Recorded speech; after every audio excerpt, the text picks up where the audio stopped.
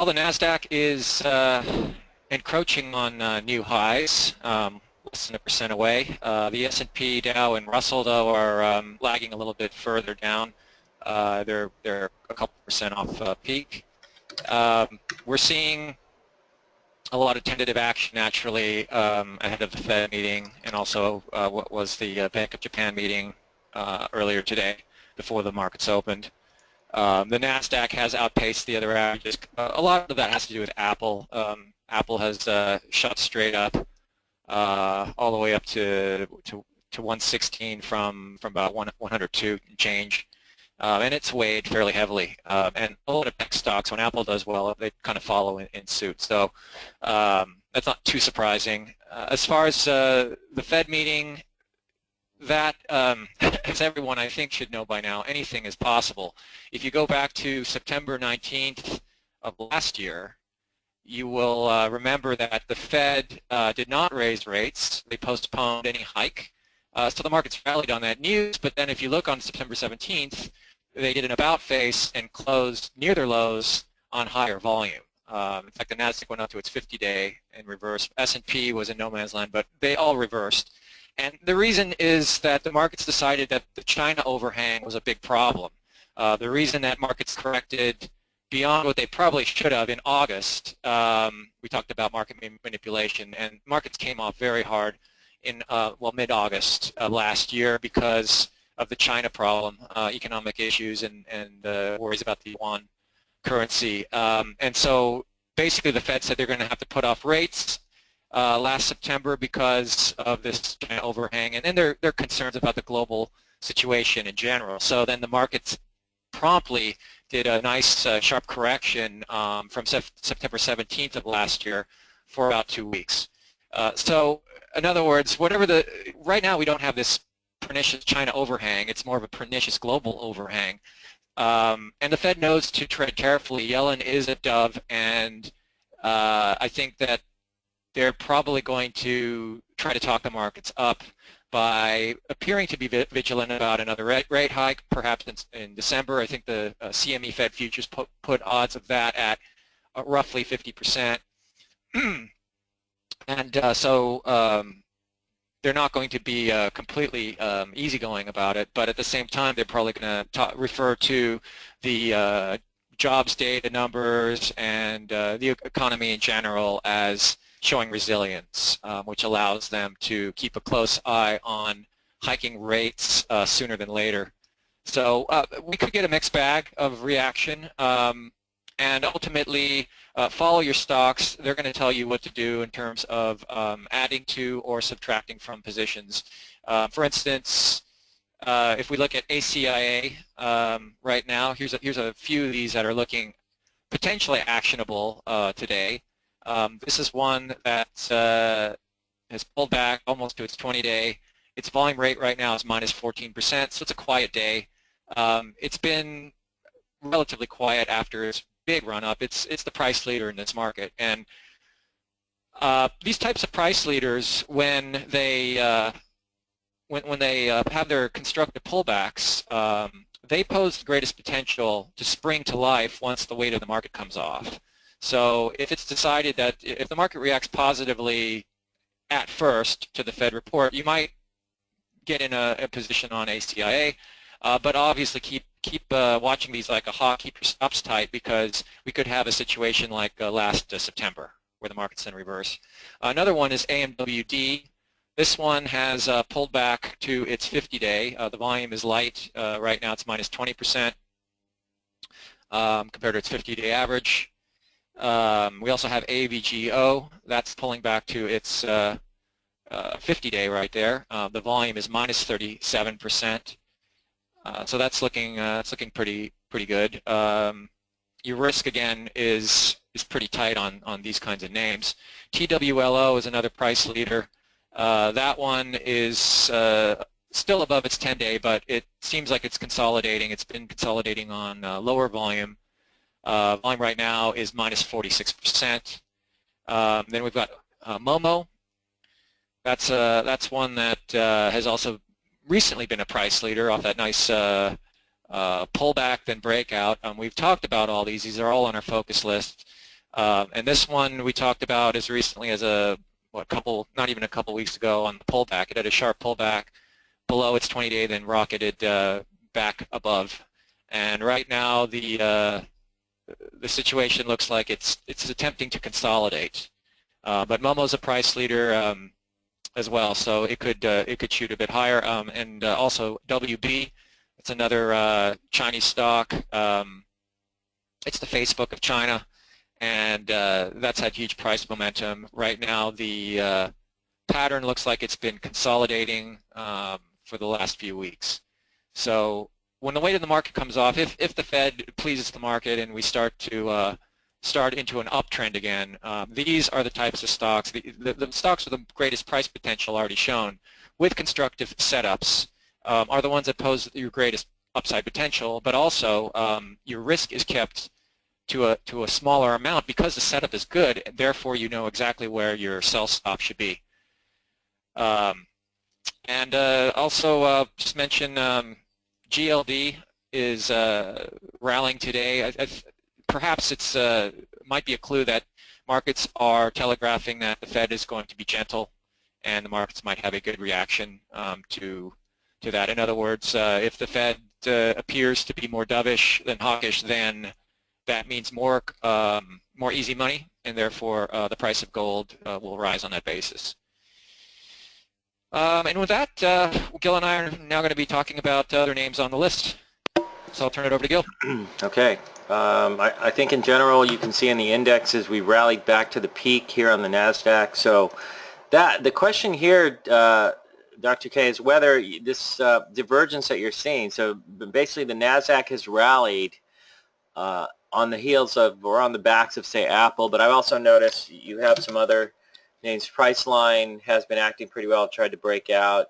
Google has been coming back above its 10-day and 20-day moving average. You notice how it undercut the lows a couple of weeks ago of this pattern and got close to the 50-day line, but that was an undercut and rally, and it's moving back to the upside. Microsoft is up today after announcing a dividend increase and a $40 billion share buyback, which you have to admit is pretty good size, I think. So you've got a lot of these big stock NASDAQ names, throw in Amazon as well, are doing pretty well, and you can see that this mimics the NASDAQ's action as it's coming back to the upside after shaking out at the 50-day moving average a couple of weeks ago. But the divergence that's occurring here, and you see it in, let me just line them all up here. You can see it here in the S&P, because the S&P is essentially just going sideways here in a bear, sort of a bear flag, and it's kind of wedging higher. Volume's not really heavy. So it's like, does the NASDAQ drag the S&P and everything else? Because you can see the NYA. Let me get rid of this pen here. Yeah, I think that the divergences are always and Russell here as well. Note. So the Russell's lagging a little. Yeah, they're all diverged. They're all lagging, and I think though that in this case, I think a lot of it has to do with Apple's strong rally, which has also lifted other tech stocks. So therefore, the divergence is less troublesome. Plus, we have the support of leading stocks showing that they're acting okay. Well, I think the divergence also could be viewed as a negative because it's the rally in the NASDAQ is being led by very few stocks. So, but I still think the question is whether the NASDAQ is going to drag everything up with it, and as opposed to vice versa. And I don't know whether that can be determined. In terms of like leading stocks, we've had a bunch of names fall off of the list over the weekend, including names like Boston Scientific, which broke down below its 50-day moving average. Ellie is another one that broke down, and now it's rallied back up to the 50-day, almost like you could short it here, but it only trades 462,000 shares a day. I guess if you had a small account, you might try shorting it, but maybe it views higher interest rates as a negative for the stock. That's a possibility. I think EBIX also blew apart. Yeah, that came apart over the weekend, and now that's sort of looking like a short, a bear flag along the 50-day line. Ulta's Salon has broken apart. So we have seen a bunch of names come apart. So it's a little bit of a mixed bag, if you ask me. But let's see. But let's take a Yeah, look. it's not absolutely clear cut. I mean, and that makes it that's much more challenging Yeah, because also the Fed is not going to be clear cut either. So we've got a lot of smoke and mirrors to trade through in this environment, which is why again, you know, if someone wants to buy a stock, the best ones to buy are the ones that are very close to support, where you know your exit point is say 2 or 3%. Therefore, your risk is really tight. And you know, I think that's the best way to play these very uncertain environments, if you want to trade them at all. I know there's some people who are more like it's just keeping their powder dry and waiting for dust to settle, which is also fine because the dust that generally will settle. It doesn't take that long. right, So you know, you don't have to be always trading the markets. right. And in fact, that's how I'm sitting right now, mostly cash, about 90% cash right now.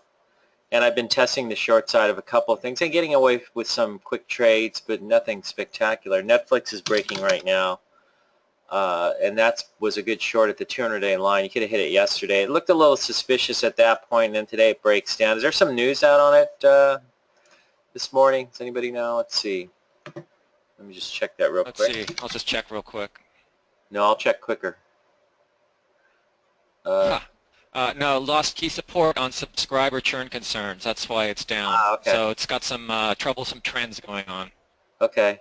And actually, there's a they presented at a Goldman Sachs conference yesterday after the close. Anyways, if we cycle through our current focus list, you can see Acacia. Now you are going to see some names holding up. American Woodmark is down at the 50-day, but I think if you're going to buy this one, you definitely want to use the 50-day line as your selling guide because you're seeing a lot of these building-related names. I know the builders have been running into some trouble, so there's like Lennar, D.R. Horton, and American Woodmark to some extent, or to a large extent, I think is probably related to the building sector. Home Depot, here it goes. That's been breaking apart. Notice it's in a bear flag. So this area is kind of weak, so I'm a little skeptical of this one.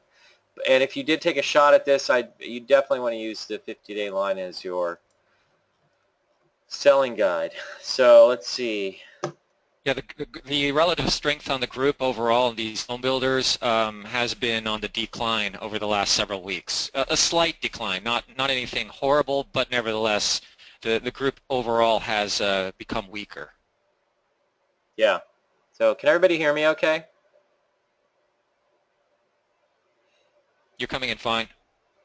Yeah, somebody's saying no audio for Gil. Somebody says your mic is muted according to my screen. That might be because you have to click on it to unmute it. So, or that could be your mic is muted. But okay, we only have one person who's saying that they don't hear me. So it's something on your system, but they can't hear me. So, anyways, but okay, let's just keep going. Here's Amazon. Here's the Louis pattern, where it breaks out and it fails, and then it sets up real tight along 50-day, and boom, it comes right out. So the L turns into a U.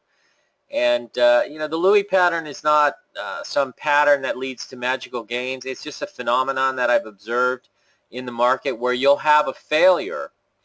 Stocks looks great, you know, like Amazon on the breakout here, and then it fails and it comes down, and then it holds tight for a few days, and then it comes right back up. And you've seen a number of stocks doing this.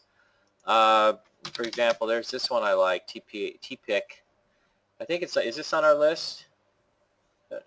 No, I guess not.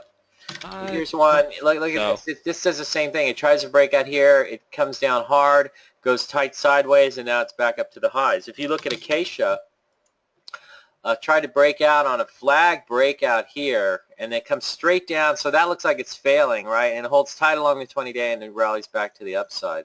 I still think this is just base building. Most of these are just base building, it looks like to me. Now, Avago is interesting because we kept it on our list, mainly because when it broke down, you undercut some of these lows, and that we figure might set up an undercut and rally, and a lot of times stocks will do that.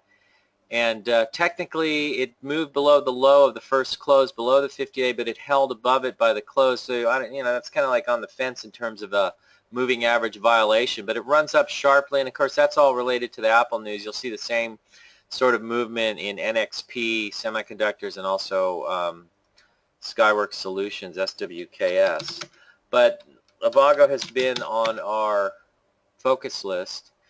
And so here it is at the 50-day line. The question is whether this becomes a short, given that it has had, if you look at the weekly chart, it's had a pretty sizable move, and it's sort of a coming out of this V-shaped cup formation. It's come down on top of it more or less and trying to rally out of there. But it may roll over. So I think I'm kind of, if this one, it's trading below the 50-day right now, actually, just by a hair, by a nickel or so. And I think if it busts, it could become a short. So I'm open to it that way. Let's see, BABA, just moving higher. It's pushing towards its highs. It's had a nice move. The last place to buy it, though, was on the pullback right here, the 20-day line. That would have been 8 trading days ago. Biogen, it's sort of trying to come back with the biotech sector. If we look at the weekly chart, you can see it's trying to pull this low base breakout. So, and as you know, all of a sudden IBD is keen on bear base breakouts or bottoming base breakouts. So, like I said, they're probably just copying a lot of our stuff now. Since we've been talking about that sort of setup, a bottoming base or a bottom fishing base or a bottom fishing viable gap up, bottom fishing pocket pivots, all of that stuff we've been talking about for quite a while. And it's valid stuff because it's all based on the work of Wyckoff and also Livermore. So, I mean, as I pointed out yesterday in a webinar interview I did with the HES investor crowd yesterday, you know, Livermore never talked about having 5 quarters of earnings up, and pivotal point to Livermore was more of a reversal point or a turning point where a big move to the upside began. Whereas O'Neill took that pivotal point, turned it into pivot point, which basically meant a new high breakout. So there's a lot of ways to skin a cat, and I think in this market you have to be open to potential setups that are not breakouts. So in this case, you can actually see on Biogen is that you get an undercut of these lows first here, so that leads to a little rally. Then it breaks down again, so now you're undercutting these lows and you bounce off the 50-day. So now you have an undercut of a prior low, but you also have additional support at the 50-day line. So this has a better shot at holding up, and it moves higher, so now you're sitting above the 10-day and the 20-day line. But in this case, you're looking at an undercut, you're looking at support at the 50-day, so it's probably buyable at that point, and you buy that type of a pullback, even though Biogen doesn't necessarily look like a big base breakout. But there are a number of biotechs that are looking very interesting to me. This is one that I picked up a while ago, but I never talked about because it's kind of thin. But I picked it up here along the 1820 price area, and the stock's had a big move. That one's been doing pretty well. And there's this other one, Radius Health. It's another one that's been doing pretty well. It's holding up in a base. We've had Nevro, which is acting okay, and it looks pretty tight right here, like it wants to go higher. We've also had, what are the other ones we've had on here, Dr. K? GKOS we recently put on as a pocket pivot. Yeah, GKOS, the glaucoma one. Yeah, that one. was a pocket pivot down there, and it's broken out of this cup formation, and it's holding extremely tight. So what I think caused the breakout or the pocket pivot was the news on, I think on September 6th, which I think that's about when this happened. Now, September 6th would have been here. And you're starting to get some percolation down there off the lows, but you see the pocket pivot occurs a couple days later. But I guess there was some skepticism that they were going to be getting reimbursed for their, it's basically called the eye stent. It's unrelated to the iPhone, obviously, but it's a way to cure glaucoma using an eye stent, which is a very interesting technology. In any case, there are some concerns, I guess, and that may have caused the left side of this base to form, where you had some selling coming down the left side of this base before it turned. That there was concern that the Medicare wouldn't be approving it, but in fact they have. So you know, we're seeing some names on our list. Another one that's been coming back that we don't have on the list is GW Pharmaceuticals, the pot stocks, the rise of the pot stocks. So this one had a big gap up. It's been basing since then. I think, what was this caused by? Some approval of one of their cannabis-based drugs. Is that right, Dr. K? Do you remember? I don't. Let me check real quick. I think it had something to do. But it's always about that. Nice breakout. You're breaking out of this formation. I like it on pullbacks. You know, if I catch it at the 20-day line or the 10-day line, it hasn't really had a pullback since, other than this one that got close to the 10-day line but never quite hit it. It's actually well above it a good 6, 7, 8% above it when it pulled back at the time, so you really couldn't come in there. But this is acting okay. And another one that's interesting is this. Actually, in this case, it was an acquisition target that caused the rally Maybe there. it still is. I don't know. It's still in play, yeah. Here's Zynerba Pharmaceuticals is another pot stock. I'm trying to remember what they have, but they have some therapies they're developing using cannabis. So it's actually a very useful plant, you know. And it was brought here by the Dutch, I believe, in the form of hemp and used to make rope. And at one time, you know, it was legal to grow pot, and they encouraged it during World War II so they could use the hemp to make rope. I saw a program a couple of months ago of a village in I guess the far western edge of China where their main crop is hemp, and they eat the seeds, and these people are all in the field picking their hemp, and they're all smiling and smoking big fat joints, which I thought was hilarious, and they look to be having a good time. So in any case, hemp is very interesting stuff, and the new drugs with these stocks, GWPH and ZYNE, Zynerba, seem to be bringing about some price moves. I think the Zynerba is the most interesting one because it's actually not a 5-cent stock. You know, you get a lot of these are cheap stocks. Anyways, New Oriental, here's another example of an undercut and rally situation. And we left this on, you know, it was looking great. Here's a big breakout, and it comes down and undercuts all these lows here, and then it turns and rallies, and it's back at new highs. So if you're buying the breakout here, you're going to get hosed. But if you're looking at the undercut and rally, which it takes a couple of times to do it. So whenever I'm working an undercut and rally, so let's say hypothetically I was looking at this. So this low over here is 40.01. So you undercut once, you hit 39.38, and you rally above it. So as soon as it rallies above it, I'll buy the stock and use that as my stop. As soon as it rolls back below, I'll sell it. Now, if it turns around and goes back up again,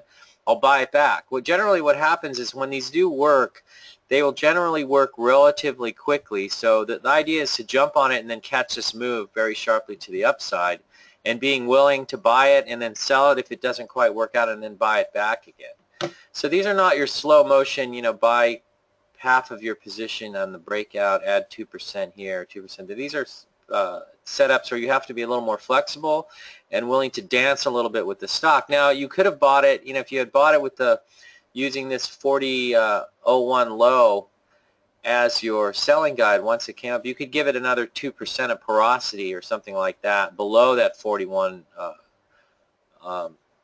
below this 40.01 low. So that would down to 39 would have been about 2.5%.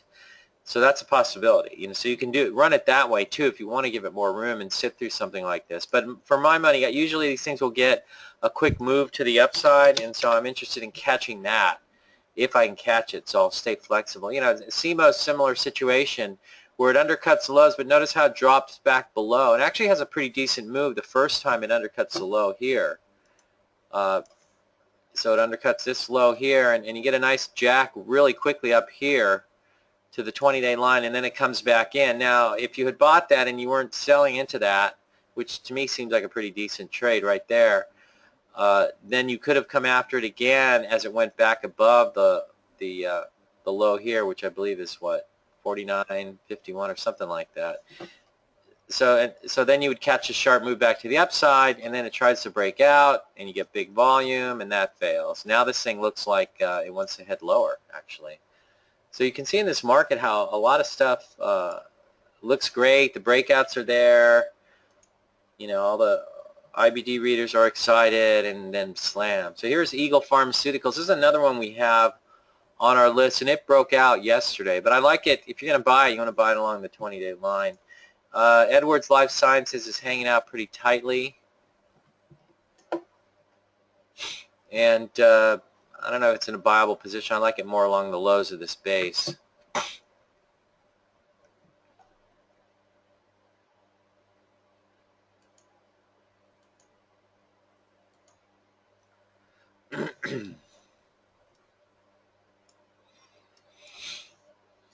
Facebook is hanging in pretty tight, so I like it more along the 20-day line if it got there. You've got FIT running up here. We thought it could be sold there, but you could see on this move to the top of the range around 16, but it went to the 200-day line. So if you had bought it down along here, and that's really what you have to do. If you're jumping on strength on these, and you're probably going to get yanked back in, but you'll see a number of these cheaper little stocks trying to turn, like Fitbit. GoPro is another one. We don't have that on our list, I don't think, but you can see how it comes down and it rallies out of there, but you don't want to be buying it up at the top. There's Etsy's another one that does the same thing. You know, it comes down and it starts to show some strength to the top of the range, and then it comes in again, and now it's breaking out today, and the volume's pretty decent coming out of this base. So that actually looks not too bad. So anyways, no, I guess we do have GoPro on, so, but that's pulling into the 29. Maybe that's viable there. Fabrinet continues to go higher. This is a nightmare stock, though, because every time it breaks out, it comes in. So the only time to buy it is when it comes in. So here you get this, you see the big failure here, and it comes in and goes tight along the 20-day. That's a Louis pattern. So, and if I'm not buying it because I've labeled it this or that, a Louis or a Louise or whatever the hell you want to call it. It's just a phenomenon where I notice you'll get an ugly move like this, a big volume reversal, and then the thing will tighten up and the volume will dry up, and then you're looking for a turn to jump on for a trade, and you get it. And those are playable. And notice how it runs up, you get a nice move, and then it pulls right back in, and then turns around and goes back to new highs, closing high, all-time closing highs. Gigamon getting extended. So someone was asking whether, how they would handle the position here. I would use a 10-day line as a maximum downside stop, I think. And I would say that if I bought it in here, because you want to be buying it, like the pocket pivot we put on, I believe was right here. Is that right, Dr.? Yeah, so it comes in, and notice how it comes into the bottom of the base, undercuts the lows just by a little bit here. You just barely undercut the lows of this structure. And then you come out, you pull back again. So you want to be buying the pullbacks, and then you're riding this, and that's like a, from, say you bought it around 46, then 46 to 55 is what? That's almost a 20% move in 4 days. So for me, that's something I would end up taking and then look to buy back on a pullback. Let's see, we're halfway through the session now. Glaukos, that one's hanging tight, but I like it on a, if you got to pull back to 35.29 or 36, somewhere in there, that would probably make it more viable. Let's see, the GLD comes up here, still sitting in a range, so is silver. Grub, I think, is coming into a potentially viable spot here along the 20-day line. I like it along the 20-day line, volume's drying up. So it's kind of extended, though, so you could always get a funky pullback down to the 50-day line, so keep it tight. Intuitive Surgical, notice how this undercuts all the lows and then turns around and goes higher. You don't want to be buying it there. You did have a bottom fishing kind of pocket pivot here 4 days ago off of the 10-day and the 20-day line, closed just below the 50-day line. You guys see that? Right here. So that would have been 4 days ago, and that's a pocket pivot. I think maybe this one is too, right here. But you basically undercut these lows, and notice it's looking ugly, and then boom, you head back up to the highs of the range. But that's such a common move for this market, and I think you have to be open. When you see a stock doing that, you have to be open to the potentiality that it could turn around and go back up to the highs, because that's what they do in this market. They try to fool you. It's a rotational market, and that's what it does. And if you sit there trying to buy breakouts all the time, well, you might catch a Weibo or you might catch an NVIDIA, but a lot of times you're just going to end up holding the bag. So here's Line Corporation. This is acting okay. I think it's a little loose, though. Actually, with NVIDIA, what's nice about the Bible gap up phenomenon is that when you get a Bible gap up breakout, that the success rate of something like an NVIDIA, that formation tends to be greater as opposed to a pocket pivot into new highs. So it's like the Bible gap up of constructive formation resets. It resets like hitting the reset button on a stock. Yeah. So that it's not necessarily extended in the case of NVIDIA. And look at more recently how, again, this does the same thing. It looks like it's falling out of bed, bounces right off the 50-day line, shakes everyone out, and then boom, out to new highs.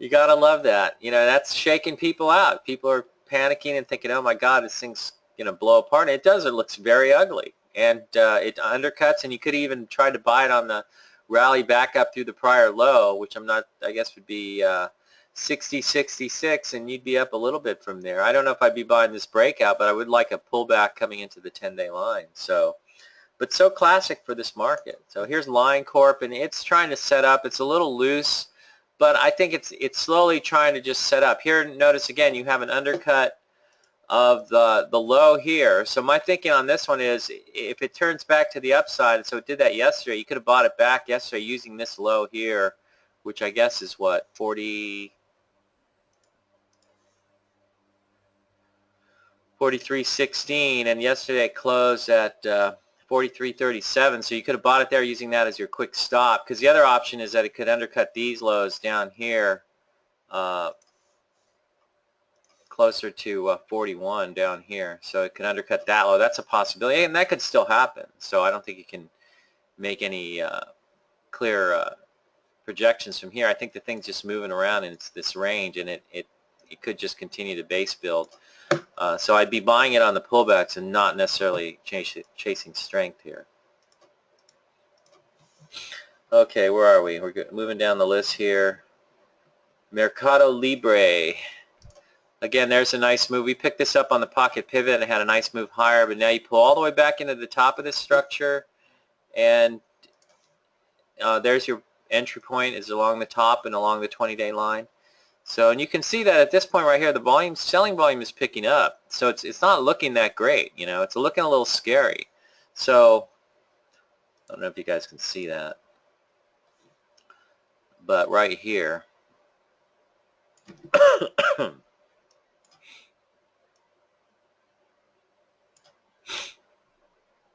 and that looks a little grim right there, but the volume dries up the next day and it turns and goes back up. So you know, those are your entry points. That's where you want to be looking at getting into stocks rather than chasing strength. And it's a way that you know, tends to work pretty well, I think, in this market. So I definitely prefer selling into strength and buying on pullbacks. Let's look at some more here, cruising through. Momo pulling in. I mean, the 20-day was a good place to buy. Watch for a pullback now again to the 20-day, but it's up there and it's building a base now 3 weeks, so it probably needs to pull in. I'd look to come in on opportunistic weakness.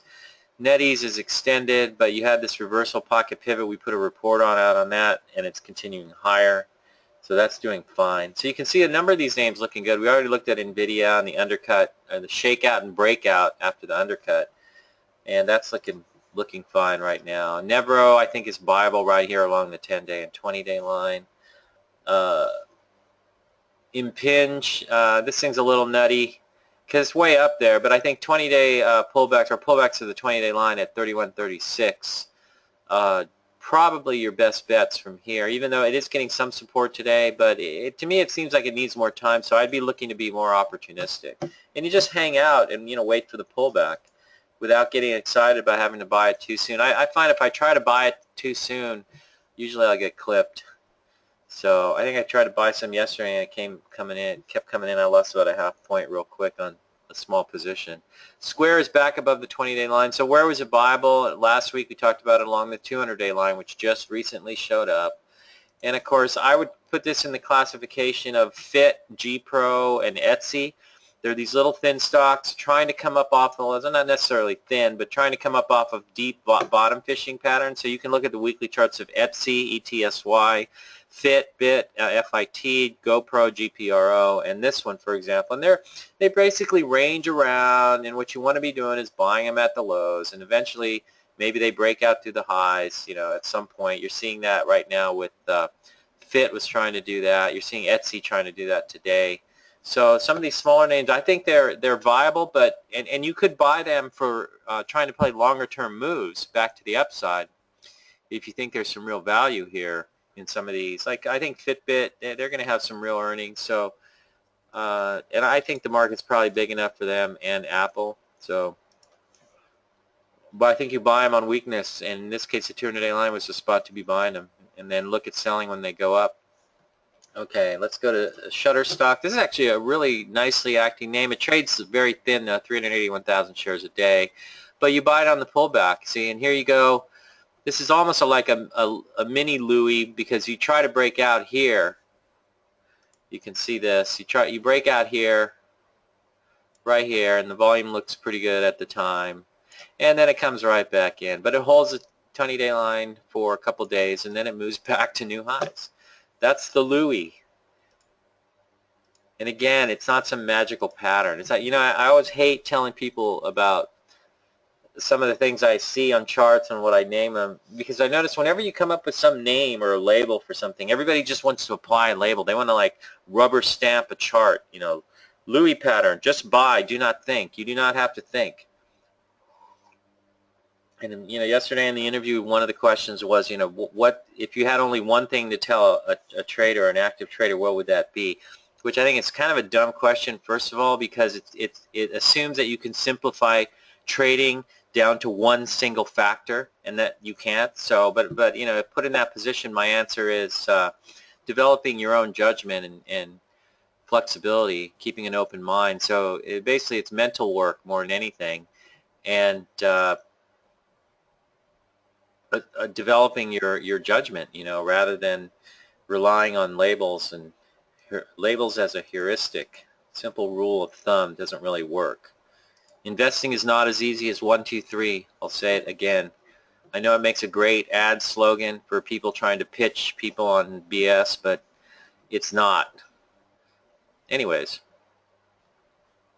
team acting fine along the 10-20. This one acts well. Tail end, I actually scalped this for a few pennies this morning on the undercut. It undercut this low here at 24. What is the low here? I think it's this day, 24.80. Yeah, so you undercut the low, you got as low as 24.70. So you're undercutting this low. I think this company is interesting. I think the concept is pretty sound. We were probably a little over eager putting it on up here, because you did have a pocket pivot, I believe, right here. It was this particular day here. Right, yeah, so you had a nice pocket pivot that day, but it's still kind of V-shaped. And the other thing is you get this huge move, okay, so you create a lot of overhead up here. There's a lot of overhead up in this pattern. Here, I'll make it a nice, it's like a toxic green cloud overhanging the pattern. You guys see that? Does that look like a cloud? Kind of, huh? Okay, I'll have to work on my clouds. But in any case, it's like a toxic green cloud of overhead supply. So anytime this thing tries to rally, it's going to run into it. So now it's just basically teasing anybody who was dumb enough to buy in the cloud up here, and every time it rallies, it's trying to suck them in and then drag them out. And it may do that for a little bit longer, but you are undercutting the lows here. So you're sort of in a low-risk entry position. You have a low over here. Let me remove all of the drawings here, but you have a low here at 24.59. So you might watch for undercut of that low that brings about a turn back to the upside. So what's your take on the story on this stock, Dr. K? Are you into it? Yeah, the fundamental story is good. It's definitely taking advantage of the cloud movement, shall we call it, for enterprise businesses. So the thing is, it's of course one of these no earnings companies, but that's okay. You monitor the revenues; they are accelerating. I'd like to see stronger acceleration in the coming quarters. The group overall is doing very well. The story is sound, so it's one to keep an eye on. Yeah, like Gil was saying, right now, where your exit point is if you bought any of this stock close to the lows today. And if you bought any a couple of weeks ago, that rally is a clear-cut sign of selling into strength. You wouldn't hold it all the way back to today. Yeah. But I'd personally like to see this pattern shape up and get more constructive, and then potentially it would offer a pocket pivot. The ideal one would be a undercut then upside reversal pocket, so that you can actually buy at the close without it being extended. That's of course one of our favorite patterns, is that sort of upside reversal pattern. So we'll just have to wait and see. Yeah. So and also you can test the undercut using a pretty tight stop. That's another way to come after it. So there's a couple ways to skin the cat on this one. But I think for the most part, the structure is indicative of a stock that was very hot right off the bat and sucked a lot of people in, because a lot of people see this move and they get sucked into that. You know, I mean, how many of you, raise your hand if this has been you in the past, when you see something like that, it's like you feel this sudden urge, like you got to get into this thing, like somehow it's magically just going to keep going forever, and you feel like you're missing it, and so you got to buy it anywhere and anytime as soon as you can. You know, buy any pullback. You can see that the pullback here, there are a lot of people who think that way, and it causes this move back to the upside, which is very tradable.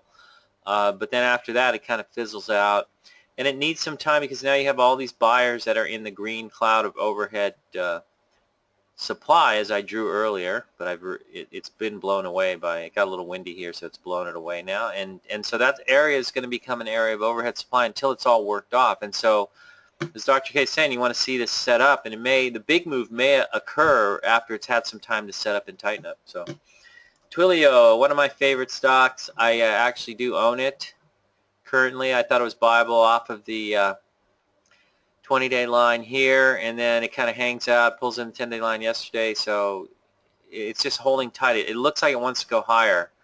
And the base now, you're running into 5 weeks. So right now, as long as I can hold above the 10-day line, I'm good with what I have. If it started to break, I might back away, because you could always get a test of the 50-day line, which would hold above this low here. So even an undercut of this low, which is 49.61, that goes through the 50-day line, could be a very opportunistic buy point if somebody is looking at it that way, and the market environment is weak at the time. So things to watch for. There's a lot of ways these things can play out, and I think you want to be attuned to where they are in their patterns, and so we're trying to play through some scenarios in a few of these. Ubiquity is kind of up there. I wouldn't be touching it up here. In fact, to me, it's so extended, I'd love to see something come down, undercut all these lows, and come down to the 50-day if that happened. Viva. I was thinking Viva Las Vegas when I see this stock, but you can see this one had a nice gap up open. It's almost a little L-shaped, a little Louis-like, because it comes right back in, hangs along the 20-day, but you want to buy it along the 20-day, and now it's pushing out to new highs. That's acting pretty well, but it's extended. Vuzix Corporation, nice breakout here, but again, breakouts don't work in this market, so it comes right back in, and what do? You fail on the breakout, you're forming a little Louis along the 20-day line. Maybe that's going to come out of there. So. And remember, a Louis is a pattern that is not, it's just because something looks like an L shape doesn't mean it's going to play out to the upside. But you have to be attuned to the possibility, because you see that happen with a lot of these stocks. They'll do this, try to break out, they'll fail. Amazon is a classic example, and turn back, hang tight, and then set up and go again. So the key here is you can use the lows here. So if you wanted to use this low here, that's 817. You're trading at 858. That's not too bad. About 4%. Is that right? Yeah, about that.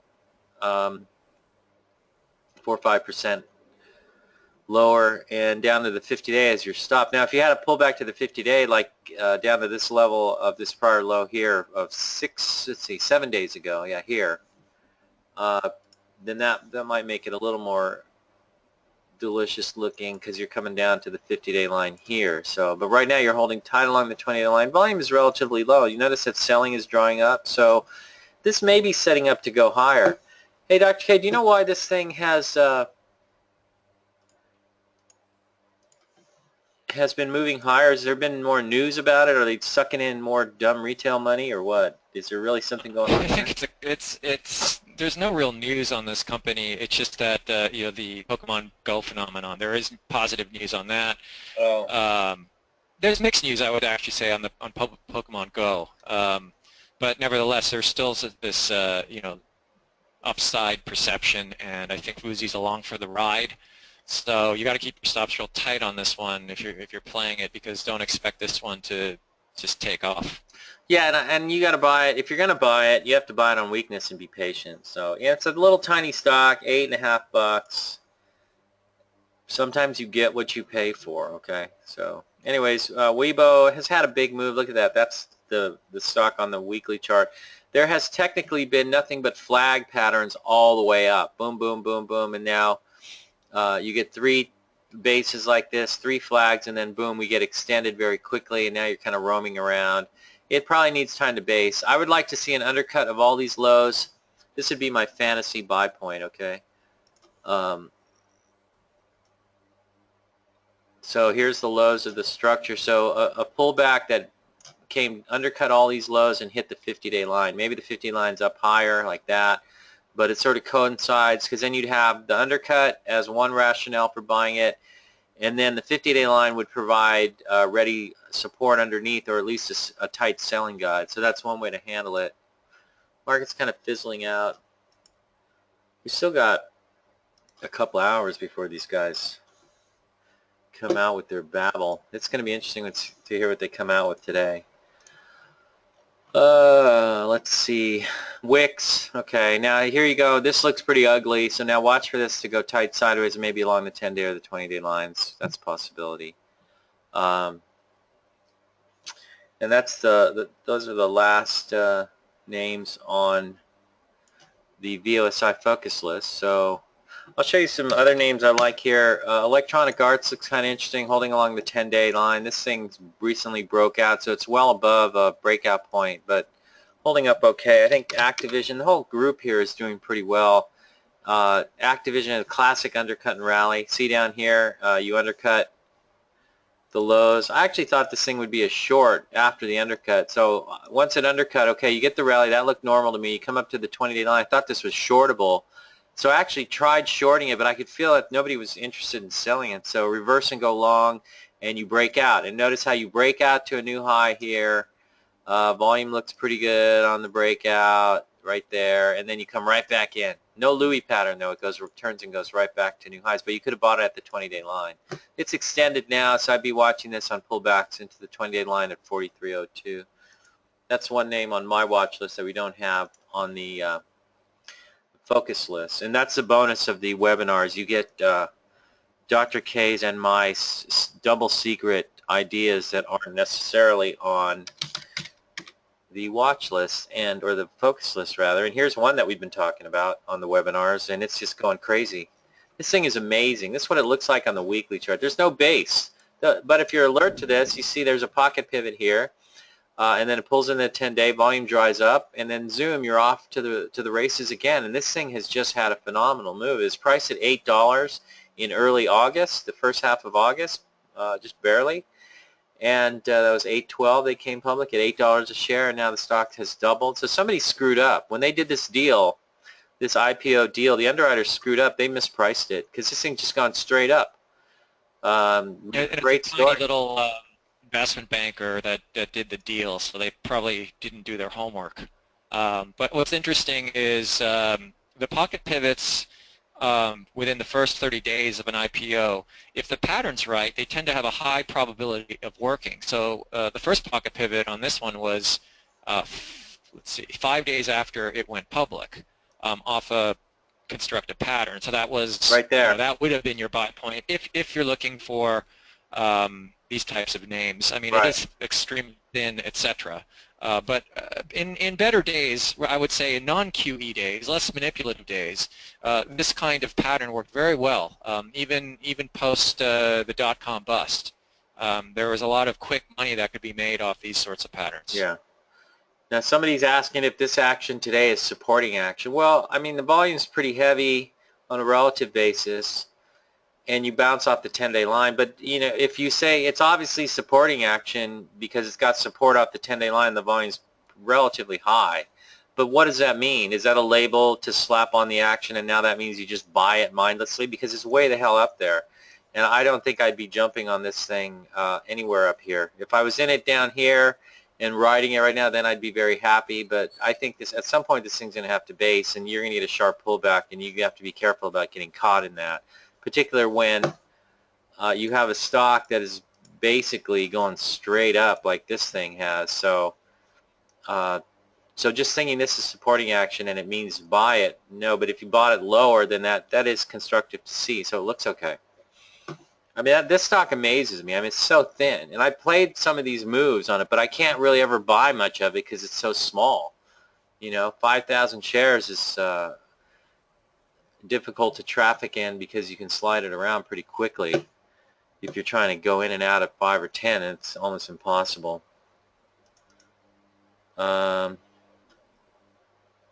NTRI, what is Nutrasystems? It's trying to come out, but that's extended, so I'm not sure I'd be buying it here. But if you bought it down coming up, you don't really have any pocket pivots here. You do get some nice action here. You undercut these lows, so you could have played this as an undercut and rally. So once it went back up through one of these lows, you could have bought it there using that as your stop. So I guess this level here at around 28 might have been an undercut and rally type of entry. And they're not always going to work. If you had done that here, for example, so let's say you saw this thing undercutting these lows here, and so you decided to take a position here, you would have made some money quickly, but now you drop right below it, you should be selling and get out of the way, let it set up again. That's how I would handle that. But you can see eventually you do undercut, and you come right on top of this structure. So when you get an undercut move that has support along, say, the top of a prior base, or like the 50-day or 200-day or 20-day moving averages, a lot of times that will help provide some support and better reference for an entry and give it a better chance of working. So that's something to watch for when you're looking for undercut and rally moves. Okay. Let's see, any other questions? I'm getting a couple of people saying they're switch to phone for webinar audio, internet interfering and delaying audio. Must be your cheap internet. So is anybody else getting a delayed action? So one of the things I've found out is here at my home office, the internet can be spotty at times, and I don't get the speeds that they claim. Time Warner claims 100 megabytes, or gigabytes or whatever, I don't know, 100 megs or something like that. Upload, download speeds, and I don't really get that. If I'm lucky, I get 13. So, and I called them on it, and they said it's dependent on where your location is, where you are. I don't know.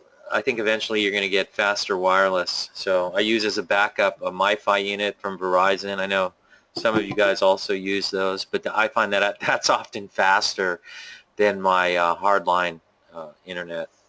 And I think eventually you're just going to have wireless internet that's just going to be fast. Someone says, I have fiber at home, no problem. Yeah, fiber is good. I think Time Warner is still old. EMKR MCore, is that a biotech as what, a short?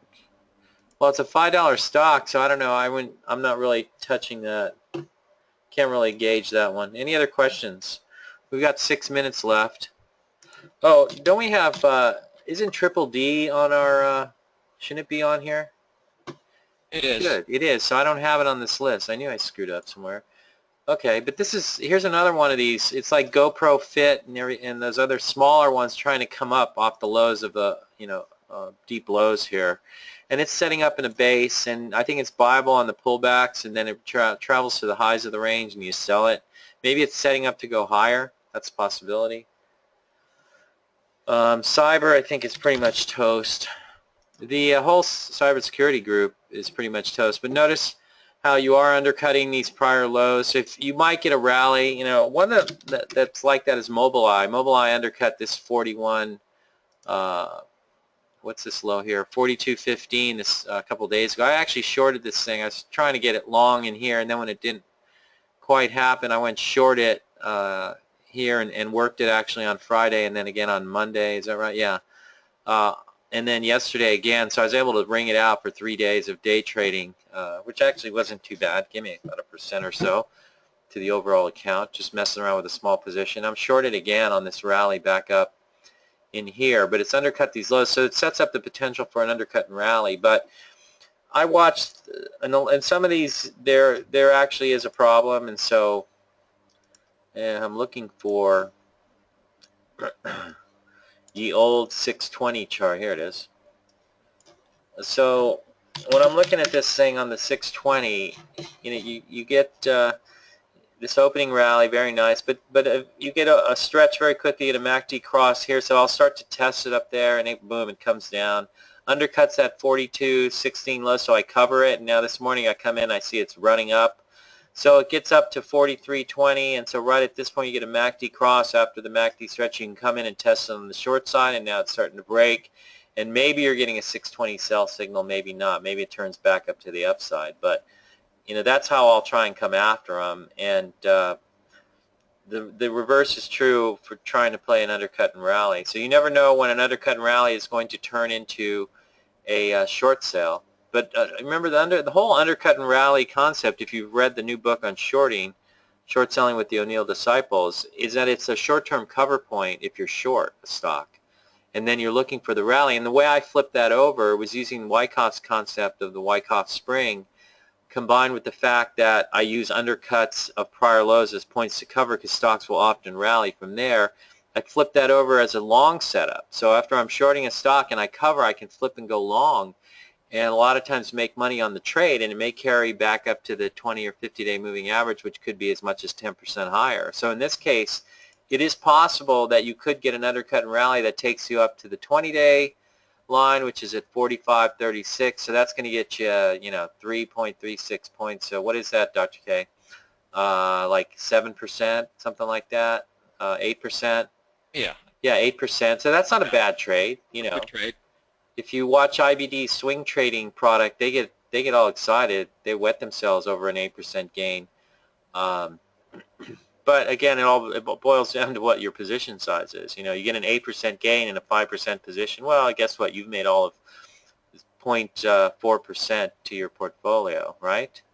And if you get 10% position, then you've made 0.8%. But if you get 100% position or 50, then you get 4 to 8%. But so what you're able to wring out of things on a swing trading basis really depends on how big you get right up front. This idea of averaging up on something like this doesn't work. You're playing for a quick pop, and then at that point it may become a short. So that's kind of what I'm watching. I do have a short position out on Mobileye, but not a big one. With the idea that if it clears to the highs of the day, I'm probably gone, and we'll see if it rallies. But this could turn into a long trade. But I think in general, the undercut and rally setup works pretty well as a long setup in this market, and as long as the market remains, I'm noticing Acacia turning red now, which looks pretty standard. I don't know who the dummies are who buy it up at 113, but I would be buying it on the pullbacks. But in any case, we find that as long as the uptrend remains in force, the undercut and rally moves can be very opportunistic entry points on the long side. So there's something to watch for, especially when you're coming off of a constructive looking base, and we've seen that in a number of stocks where the base has been fairly constructive. So I'm not going to waste any time with that right now. But notice how this is not really a constructive base. It's a little bit ugly looking. So I thought this thing had a shot at a rally, but it's not really getting. Maybe it does now, but I think Mobileye's in trouble. And I know that one of their primary competitors is NVIDIA. And it may be that the pullbacks in the stock over this news with Tesla and them leaving Tesla and the little tussle they're having there, maybe the selling is alibied by that, but there is an issue for the company in terms of their technology being used. So that's a possibility. Anyways, EMKR had a stock split. Oh, okay. So $6 biotechs. What are you long this thing and trying to get us to pitch it for you? Come now. Cheap little biotech. I don't know. Roll the dice. What is it? It's a cheap stock. What do you have it, JT? You have all your clients in this and you're trying to get us to pitch it for you? Come on. Out with it. Come clean. Why else would anybody be dumb enough to buy a $6 stock? I don't know. I'm sorry. I just... Guilty. Well, at least he's honest. We'll give him credit for that. What do you guys think of the long-term fundamental Mobileye story? Well, I think I just answered that question. I think the pattern doesn't look right to me, and I'm a little wary of it. I'm short the stock here. We'll see if I stay short. Yeah, but it's telegraphing something. Something's wrong. Something's wrong. Negative, Yeah. And Mobileye was an awesome short last year. Let's see, where is it? Yeah, here's the weekly chart. Yeah, this is a great short. Notice how it formed the big pod and then it failed and kaboom, this thing blew apart. So I think it has potential to blow apart again. And it could be another pod formation that's going to blow apart. It's a big ugly pod. It has some areas of consolidation, so maybe it's it's a little better, but it could still be a failed base formation that could head lower. So I think there's an issue. So I thought maybe they had a a shot at a comeback, and that business is going well for them. They've announced a lot of partnerships with Intel and BMW and I think Ford and you name it. But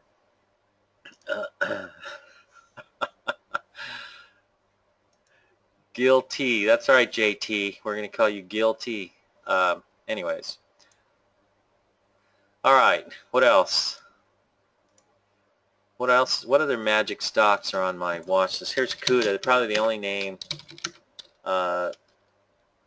in the cyber security area that looks good. There's also, let's look at Palo Alto Networks. That looks like it could fail. Cyber, you know, we looked at that already. Whoops, and that's failing.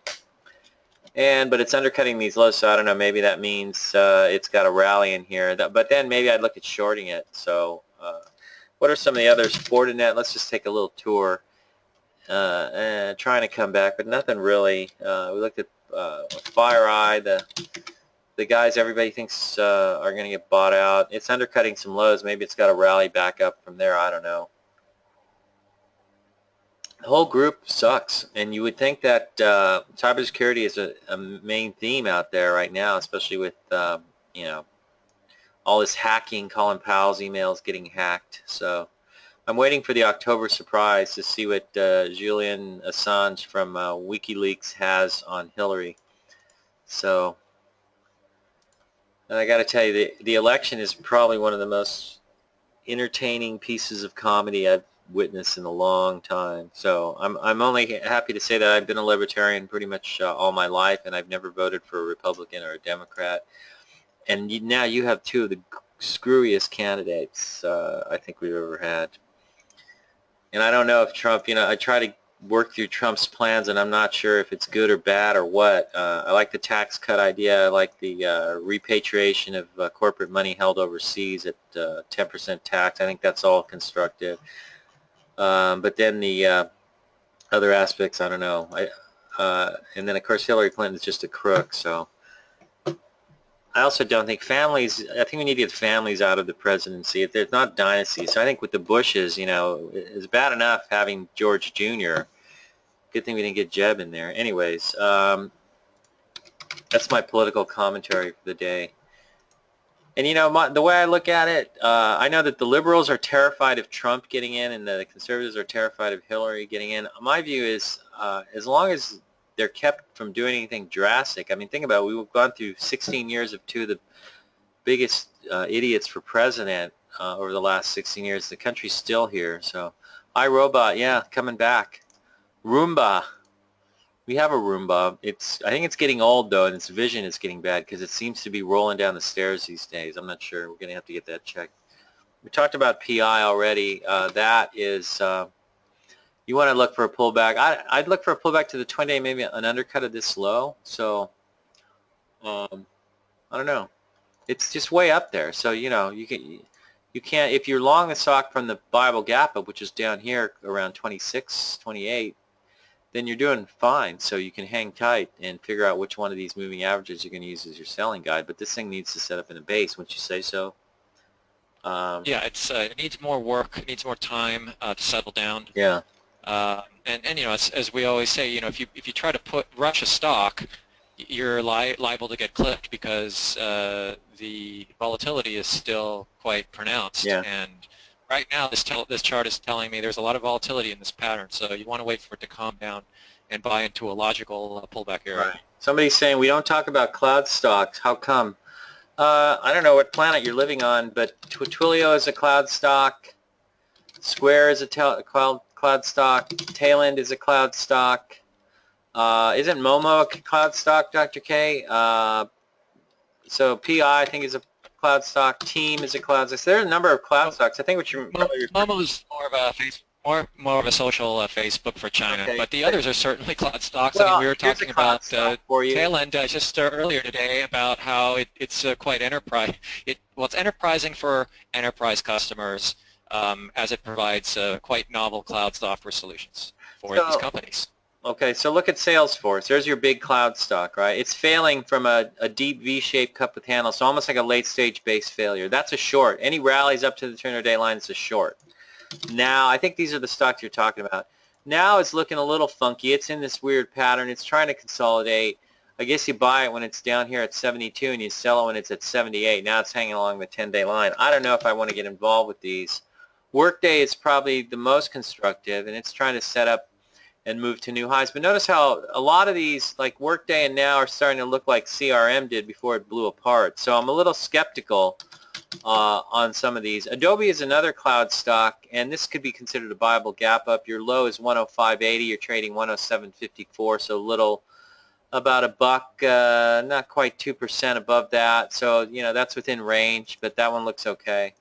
But some of these other ones, I'm not sure if they're about to do a CRM, you know, and come apart. So, and they're very erratic. You know, look at the now, just chop, chop, chop, and that's tough to play unless you're really good at swing trading and you buy it at 72, like I said, and sell it at 78, and you'd be doing pretty well. So, anyways, PayPal's a piece of garbage, I think. Last I checked it, but maybe it's coming back.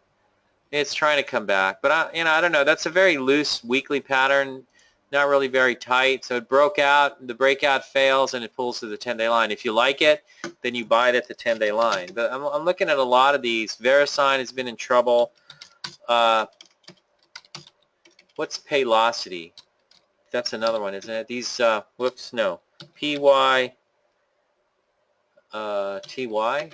No, PCTY.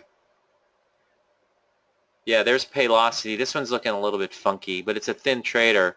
So this whole group is a little bit, you know, I'm not so sure.